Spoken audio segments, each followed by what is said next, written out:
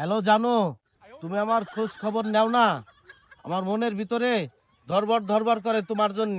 আমি ভাত খাইবার গেলে গলায় আমার আটকে পড়ে। যতক্ষণ তুমি ফোন না দাও এতক্ষণ ভাত আমার নিচি নামে না।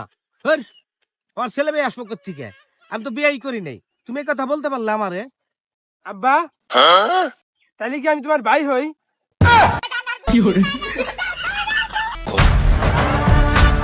ওই বাজান, তুই তো জানোস তোর বাপের টিকটক মিকটক বানায়, তাই মোবাইলে আমি একটু প্র্যাকটিস করবার লাগছিলাম। আব্বা, আমি বললে দেখি।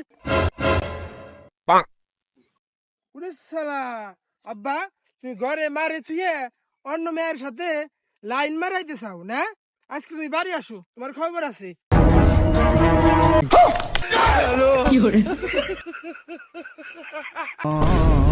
যাই হোক,